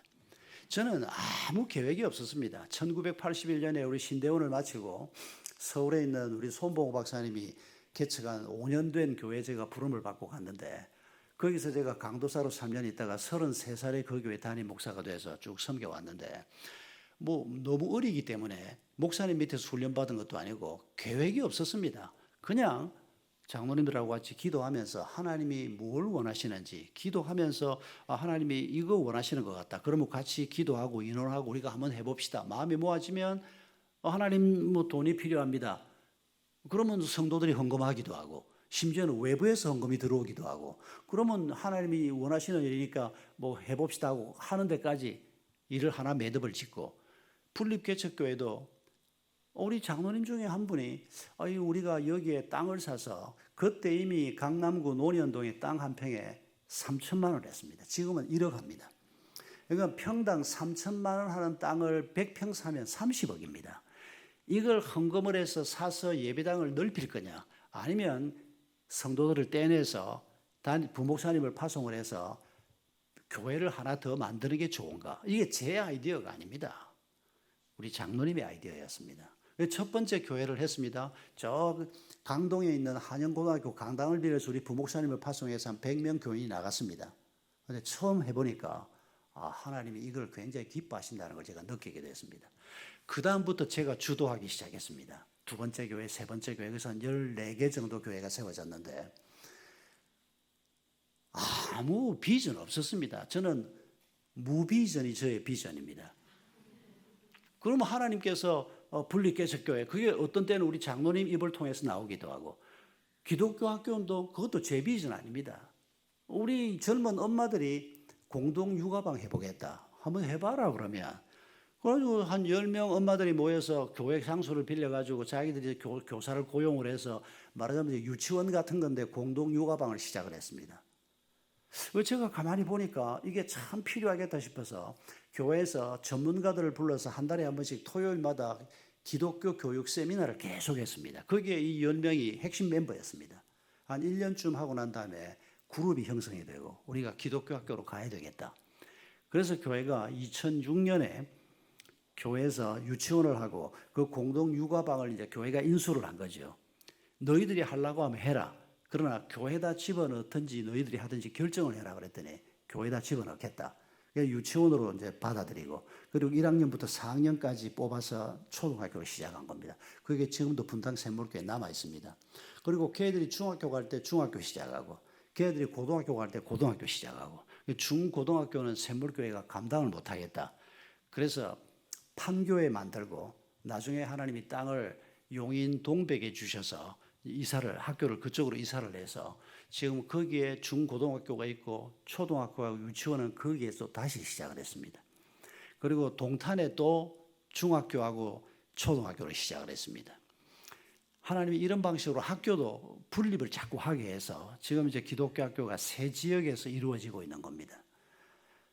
어떻게 그런 걸 다 했냐? 어떻게 하기는 하나님이 하라고 그래서 했죠, 그냥. 제가 무슨 계획을 세우고 전혀 그런 거 없었습니다. 그냥 하나님 어떻게 해야 됩니까? 하나님 이게 하나님의 일입니까? 아닙니까? 그렇게 기도한 것뿐입니다. 저는 그게 중요하다고 늘 생각하는 사람입니다. 그래서 우리 진영중앙교회도 우리끼리 모여서 그냥 이렇게 사는 걸로 충분치 않습니다. 우리 교회가 이 지역에서 뭘 해야 될 건가? 뭘 하나님이 하기를 원하시는가? 특히 교회 지도자 된 사람들은 이걸 놓고 기도해야 합니다. 우리를 들여다보면 도무지 하나님이라고는 보이지 않고 사람 냄새만 풀풀 나더라. 이런 교회가 얼마나 많습니까? 교회를 보면 이 사람이 돈이 생기는 것도 아니고 인기를 얻는 것도 아닌데 이 교회가 왜 저런 데다가 투자를 하고 왜 저런 일을 하고 있나? 이게 하나님의 사랑 때문인가? 세상 사람들이 우리를 보고 이런 질문을 하게 만들어야죠. 그게 바로 하나님의 아이콘 된 교회, 하나님의 모습을 드러내는 하나님의 교회의 바른 모습이라는 겁니다. 여러분, 이런 교회된 자리에 초대받으신 것을 진심으로 축하합니다. 아멘이 안 나오는 분들은 너무 당연해서 아멘 안 하신 거죠. 여러분, 이게 얼마나 귀한 축복인지 잊지 마십시오. 앞으로 여러분 모두가 다 이게 정말 하나님의 소중한 축복이구나. 여러분 이걸 깨닫기를 바랍니다. 그리고 이 일이 우리 인생의 남은 목표가 되기를 주의 이름으로 축복합니다. 우리 함께 기도하십시다. 오늘도 먼저 세 가지 기도를 주님 앞에 올려드립니다. 먼저 감사의 기도를 올려드립시다. 하나님이 우리를 이렇게 영화로운 영광스러운 자리에 불러주셨으니 우리가 감사하지 않을 수가 없습니다. 그리고 두 번째 회개의 기도입니다. 하나님이 이런 계획을 가지고 우리를 부르시는데 우리는 먹고 사는 일에 매달리고 돈이 너무 중요하다고 생각해서 하나님의 뜻을 제대로 헤아리지 못했던 것을 회개하십시다. 그리고 세 번째 기도, 간구하십시다. 주의 성령께서 나를 도와주십시오. 내가 이 땅에서 우리 가족들이 우리 진영중앙교회가 하나님을 드러내는 하나님의 교회가 되게 해주시옵소서. 우리를 보면 하나님의 모습이 보이는 이런 영광스러운 하나님의 교회가 되게 해주십시오. 우리 세 가지 기도를 가지고 먼저 하나님 앞에 함께 기도합니다. 아버지 하나님 감사합니다. 오 주님, 주의 자비와 긍휼로 저희에게 은혜 베푸시면서 감사합니다. 주님 붙들어 주시옵소서. 오 아버지 하나님, 아버지 하나님, 사랑하는 성도들을 주님 축복해 주시옵소서. 오 아버지 하나님,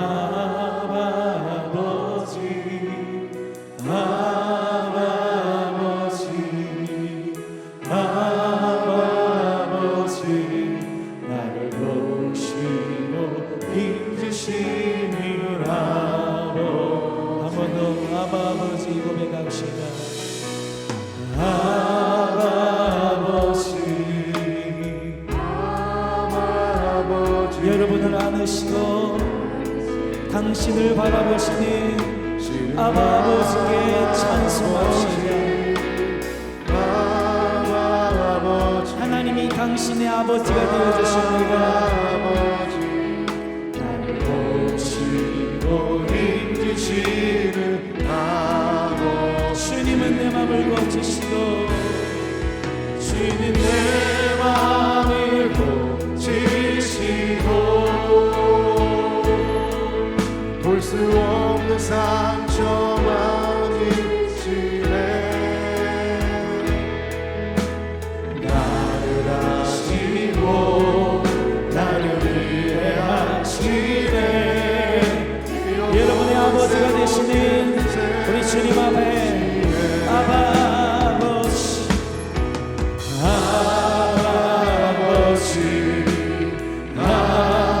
당신을 안으시고 당신을 오늘 이 저녁에 바라보시니 아버지 찬양합니다.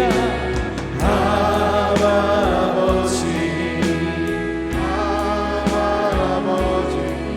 나를 보시, 좀 더 빨리 넘겨주세요. 주님은 내 맘이, 주님 내 맘을 고치시고 볼 수 없는 상처 만지시네. 나를 아시고 나를 위해 하시네. 내 영혼 새롭게 주님이 내 맘을 고치시고, 주님 내 맘을 고치시고 볼 수 없는 상처 만지시네. 나를 아시고 나를 위해 하시네. 내 영혼 새롭게 세우시네. 할렐루야. 여러분 한 사람 한 사람이 하나님의 에클레시아임을 믿습니다.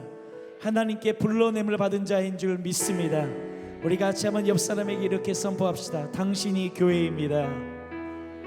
한 번 더 이렇게 선포합시다. 당신이 에클레시아입니다. 오늘 이 저녁에 사랑하는 여러분, 우리가 하나님께 한번 기도하며 나아갑시다. 사랑하는 여러분, 하나님이 사생아와 같은 우리를 불러내셔서 하나님의 자녀 삼으시는 줄 믿습니다. 사랑하는 여러분, 혹시 오늘 사생아와 같이 버림받았다 느끼는 분 있습니까? 사생아와 같이 여러분 홀로 살아간다, 여러분 힘겨워하는 분들 계십니까? 예수가 아닌 다른 것들로 우리가 꽉 채워져서 여러분 우리가 홀로 그렇게 세상과 버타여 살아가지 않습니까? 오늘 여러분에게 필요한 것이 무엇입니까? 사생아와 같은 여러분을 본로 되시는 하나님의 에클레시아를 경험해야 되는 것입니다. 할렐루야. 여러분의 눈물을 주님이 아심을 믿으시기 바랍니다. 여러분의 고통을 하나님이 아심을 믿으시기 바랍니다. 여러분 그러하기에 오늘 이 저녁 이 찬양의 가사 후렴을 부르고 한번 기도할 텐데, 하나님 사생아와 같이 죽어있는 내 인생, 내 삶의 자리에서 하나님의 에클레시아로 나를 세워 주시옵소서, 나를 회복시켜 주시옵소서. 우리 이 찬양 후렴의 가사를 고백합시다. 주님은 내 맘을, 주는 내 맘을 고치시고, 우리 두 손 높이 들고 고백합시다. 수 없는 상처만 드시네. 나를 아시고 나를 위해 사생아와 같은 우리를 부르시는 하나님 앞에 우리 찬송하며 주는 내 맘을 고치시고, 주님이 여러분의 마음을 오늘 고치시기를 원하십니다.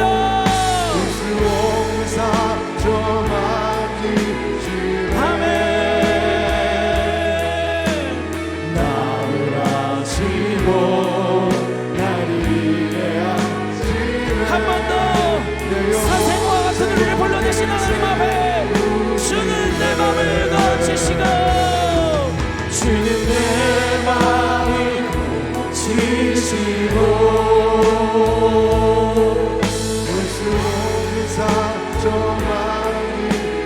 나를 아시고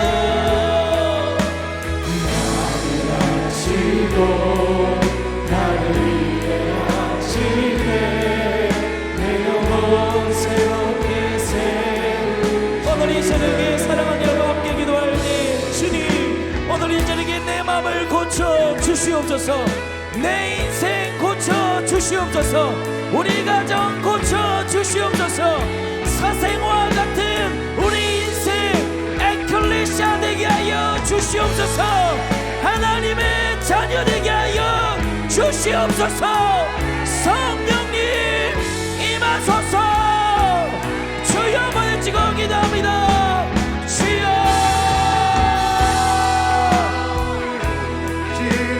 살아계신 아버지 하나님 은혜와 사랑을 감사드립니다. 하나님 우리가 하나님의 에클레시아입니다. 우리가 하나님의 에클레시아입니다. 우리가 하나님께 부름받은 자입니다. 우리가 하나님께 인도함을 받은 자입니다. 주님이 밤에 역사하여 주시옵소서. 이들의 인생 가운데 찾아와 주시옵소서. 하나님의 에클레시아로 이들을 불러주옵소서. 사생아와 같은 자리에서 죽어가는 자들이 있습니까? 아버지 하나님 이들의 인생 가운데 역사하여 주옵소서. 이들의 인생 가운데 은혜를 하여 주시옵소서. 이들의 불안한 가운데 주님 임재하여 주옵소서. 이들의 염려 가운데 주님 역사하여 주옵소서. 이들의 절망과 좌절 가운데 주님 찾아와 주시옵소서. 하나님의 에클레시아로 회복시켜 주시옵소서. 이들의 염려와 걱정을 주님 앞에 맡기고 이들이 하나님을 바라보고 이들이 하나님의 에클레시아로 새롭게 세워지는 밤 될 수 있도록 주여.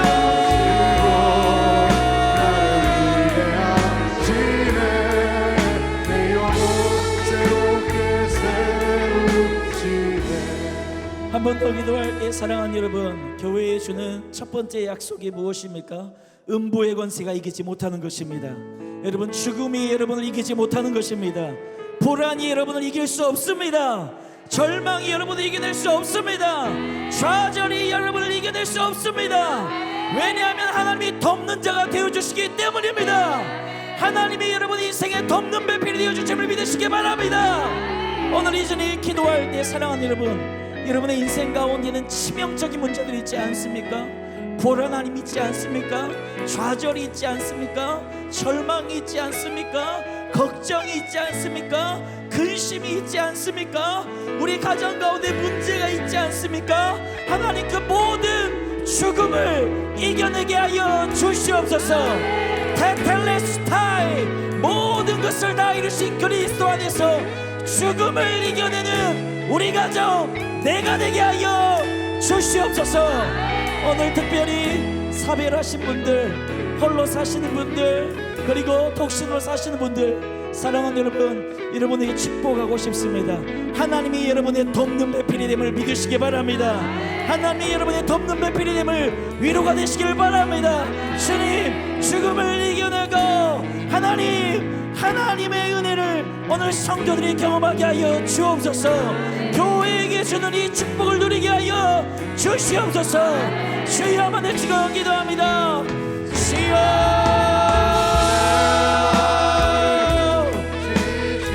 살아계신 아버지 하나님 은혜와 사랑을 감사드립니다.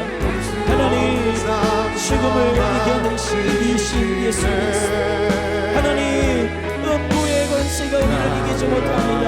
하나님, 오늘 사랑하는 성도들이 역사하여 주옵소서. 사랑하는 성도들이 주님 찾아와 주옵소서.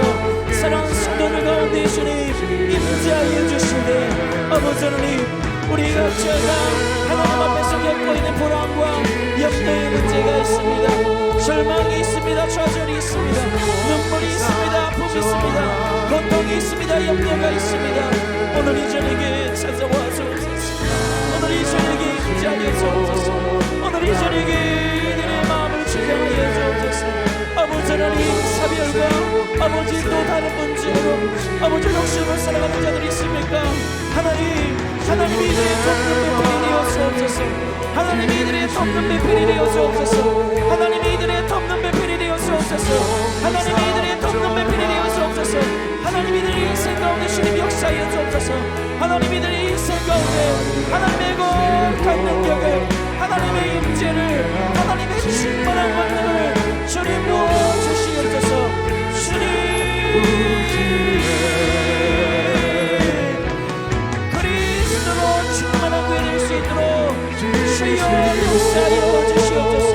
오 주여, 하나님과 다른 어떤 것을 매입할 수 없는 인생 될 수 있도록 주님 역사하여 주시옵소서. 오 아버지여 역사하여 주옵소서. 오 아버지여 역사하여 주옵소서. 고백합시다. 주는 내 맘을 거치시고, 주는 내 맘을 거치시고, 볼 수 없는 상처 만지시네.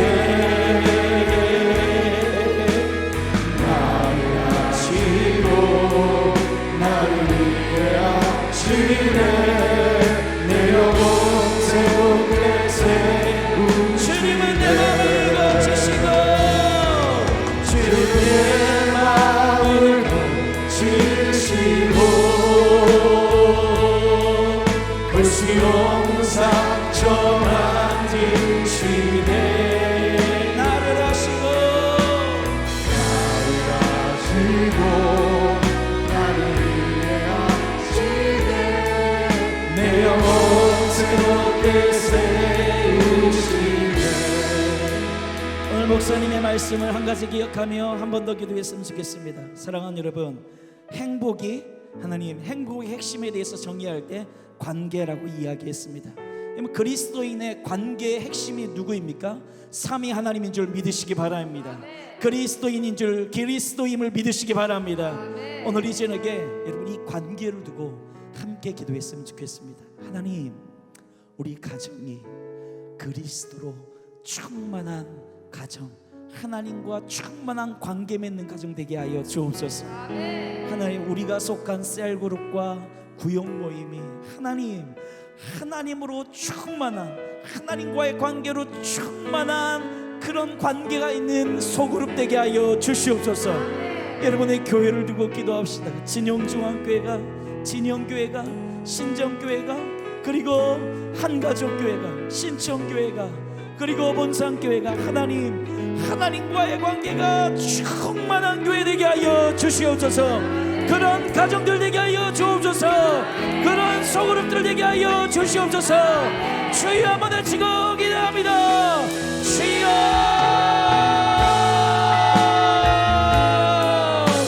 살아계신 아버지 하나님, 은혜와 사랑을 감사드립니다. 오 주여 하나님, 주님께서 우리 가운데 은혜를 다하여 주옵소서.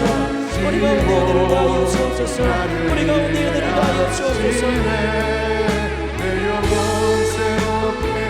아버지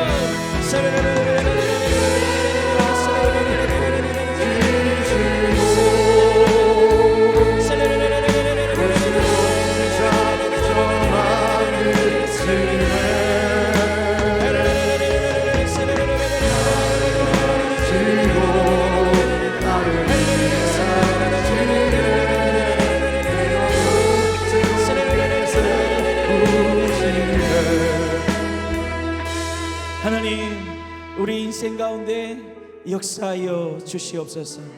하나님 사생아와 같은 우리 인생 하나님 불러내어 주옵소서. 하나님 불안 가운데서 우리를 건져 주십시오. 염려 가운데서 우리를 건져 주십시오. 하나님 돈에 허우적거리는 우리 인생 건져 주십시오.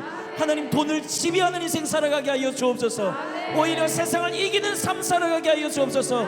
예수와 더불어 시간과 역사를 다스리는 삼위 하나님의 경륜을 행복하게 살아가는 자 되게 하여 주시옵소서. 그런 우리의 가정 되게 하여 주옵소서. 그런 우리의 교회 되게 하여 주시옵소서. 감사드리며 예수님의 이름으로 기도합나이다. 아멘. 박수로 주님 앞에 영광을 올려드립시다. 할렐루야. 내게 허락하신 시련을 통해 나의 믿음 더욱 강하게 자라나고 험한 산과 골짜기 지나는 동안 주께 더 가까이 나를 이끄시네. 내가 겪는 시험이 어렵고 힘겨워도 아멘. 내 주님 우리 가사를 잘 묵상하며 찬양하시네.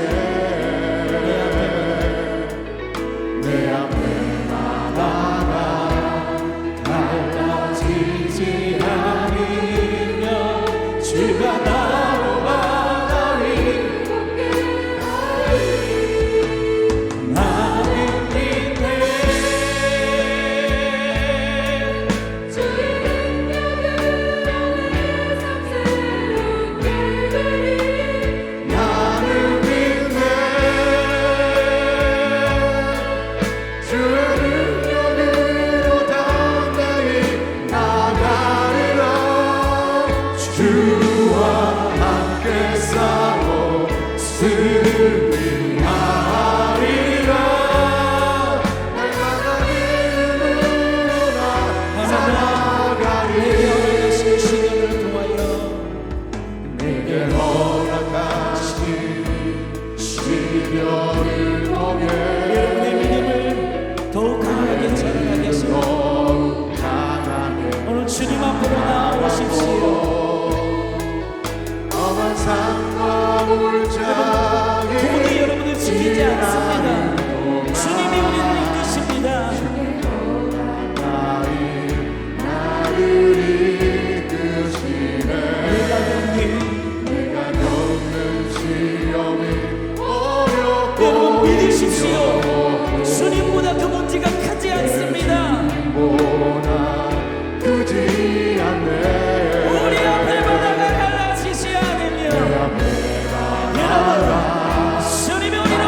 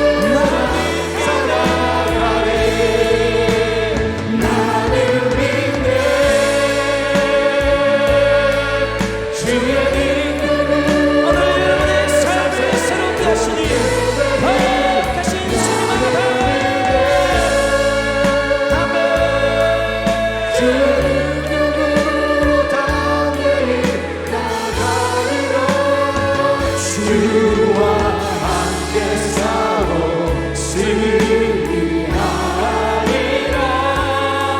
날마다 믿음으로 난 살아가리.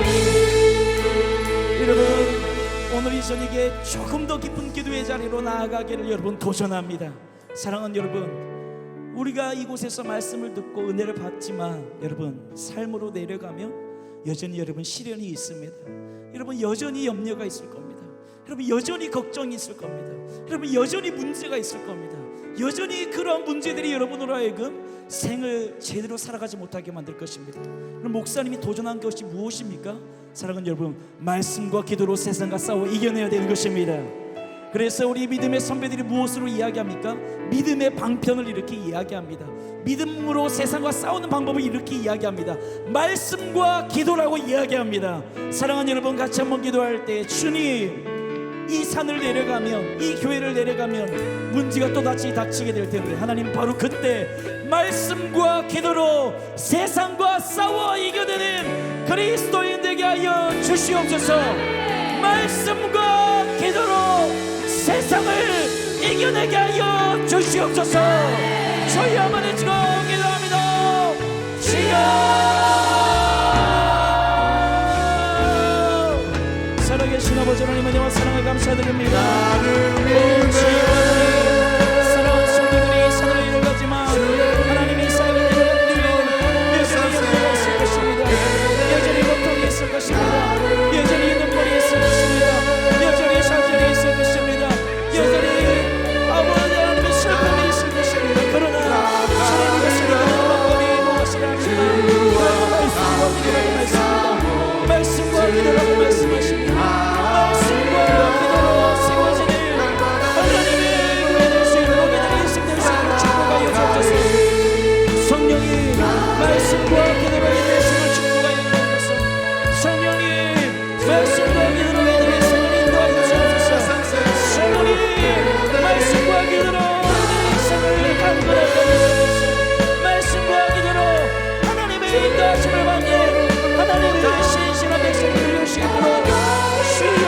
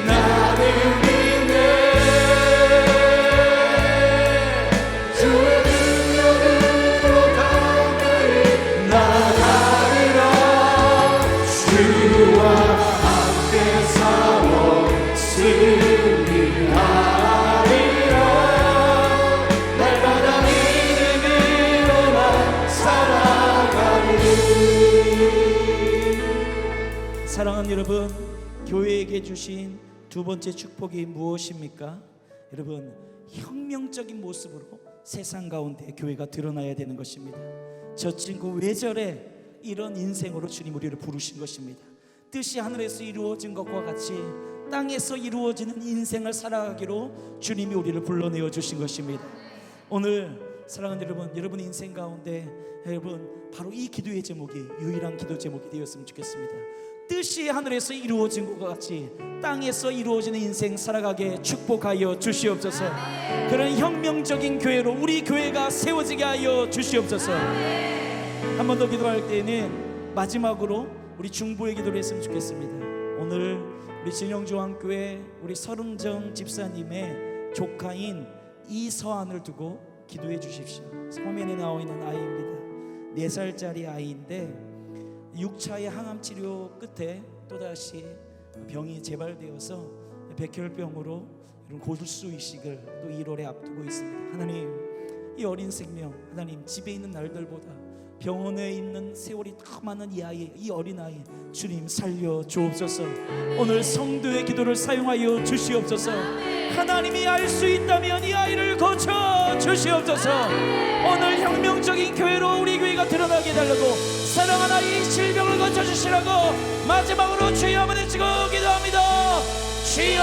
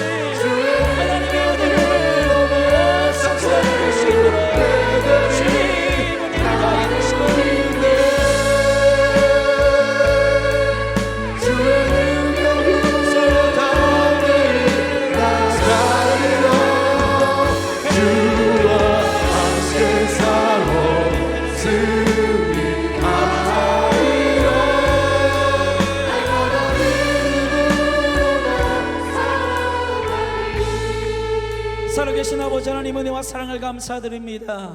오 주여 하나님, 진영에 있는 교회들이 오늘 천국 열쇠를 가진 혁명적인 교회로 진영 땅에 드러나게 하여 주시옵소서. 진영 땅에 있는 교회들이 진영에 있는 모든 정치와 경제와 사회와 문화와 교육을 주도하는 하나님의 교회들 되게 하여 주옵소서. 그런 대안적인 교회들 되게 하여 주옵소서. 약자와 함께하는 교회 되게 하여 주시옵소서. 돈을 섬기는 만몬의 교회 되지 않게 하여 주시고, 하나님을 다루는 교회 되게 하여 주옵소서. 주의 뜻이 어디 있는지 분별하는 교회 되게 하여 주옵소서. 돈을 붙잡는 교회가 되지 않게 하여 주시고, 우리의 상황과 환경과의 여건을 붙잡는 교회 되지 않게 하시고, 우리를 통하여 일하기 원하시는 하나님의 뜻을 붙잡는 교회 되게 하여 주옵소서. 사랑하는 어린 딸 이서환과 함께 하여 주시옵소서. 몸 안의 모든 백혈병의 악한 질병들이 떠나가게 하여 주시옵소서. 치유함을 가하여 주시옵소서. 이 생명을 거치고 치유하여 주옵소서. 하나님, 오늘 이곳에 하나님 또 병들어 있고 하나님 육신의 질병으로 고통당하는 자들이 이곳에 앉아 있습니까? 이들의 모든 질병 가운데 여호와라파 치료의 은혜를 다하여 주시옵소서. 감사드리며 이 모든 것을 예수님의 이름으로 기도합니다. 아멘. 주님의 이름을 찬양합니다.